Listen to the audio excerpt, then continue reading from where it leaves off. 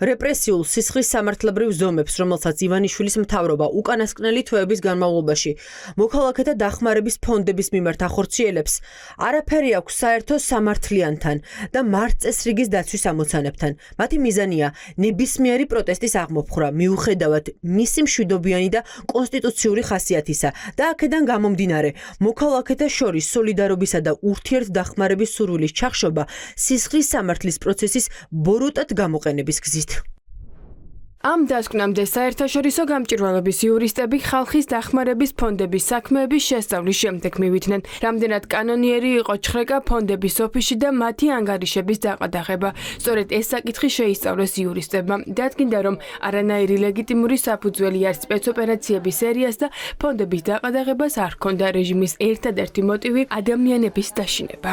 ხელისუფლების მიზანია, რომ ასეთმა ფონდებმა უბრალოდ არ იარსებონ. ანუ არ დაეხმარონ ხალხს, იმიტომ რომ სხვას რამეს თუ არა ხალხის დახმარებას ეს ფონდები არ ახორციელებენ. ყველა სისხლის სამართლებრივი პროცედურა, რომელიც ამ ფონდების მიმართ ჩატარდა, არის არსებითად უკანონო. ყადაღა შეიძლება ჯერ ერთი დაედოს ბრალდებულის ქონებას. არც ფონდები, არც მათი რომელიმე წარმომადგენელი ოფიციალურად ბრალდებული არ არის. თუმცა ყადაღა შეიძლება ასევე დაედოს სხვა პირის ქონებასაც, თუ ქონების მიმართ ჩადენილია დანაშაული ან ქონება დანაშაულებრივი გზით არის მოპოვებული. ეს ქონება დანაშაულებრივი გზით არ არის მოპოვებული, იგივე ეხება ფონდების აქტივისტების ჩხრეკას. დოკუმენტების შესწავლის შემდეგ დადგინდა, რომ ნანუკას ფონდის წინააღმდეგ ტერორი მას შემდეგ დაიწყეს, რაც ფონდმა აქციის მონაწილეებს სიცოცხლისა და ჯანმრთელობის დასაცავად აუცილებელი ატრიბუტები აჩუქა, მათ შორის აირწინაღები და სათვალეები. მოკვლევით გინდება, რომ არარსებული დანაშაულის გამო ფონდი კანონის გვერდით ავლით დააყადაღეს და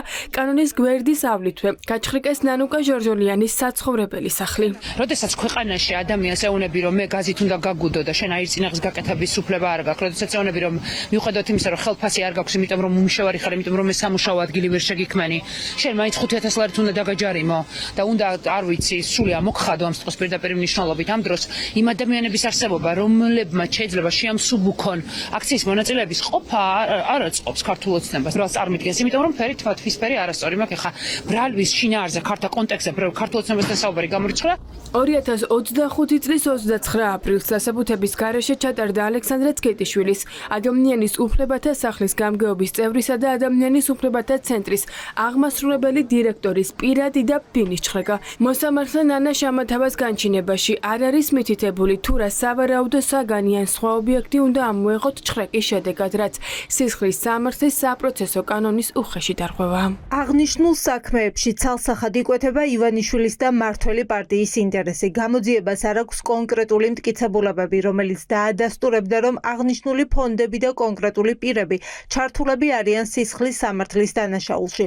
ყველა საპროცესო მოქმედება, რომელიც აქამდე ჩატარდა, დამოუკიდებელი სასამართლოს პირობებში გახდებოდა საქმის შეწყვეტის საფუძველი. ჩვენი საქმე შესაძლოა იყოს ოდნავ განსხვავებული. ჩვენ ერთი მხრივ ადამიანის უფლებათა სახლის წევრი ორგანიზაციების სამართლებრივ დახმარებას უწევდით სამოქალაქო აქტივისტებს, თუმცა ადამიანის უფლებათა სახმა რომ გადაწყვიტა, რომ შეექმნა ფონდი, რათა დახმარებოდა სამოქალაქო აქტივისტებს, უფლებადამცველებს, მედიის წარმომადგენლებს, როდესაც რეჟიმი უკანონოდ დააკისრებდა მათ ჯარიმებს. რობის ფონდების წინააღმდეგ მიმდინარე დევნა და რეპრესიები არის ივანიშვილის რუსული რეჟიმის დანაშაულებრივი საქმიანობის ერთი ნაწილი.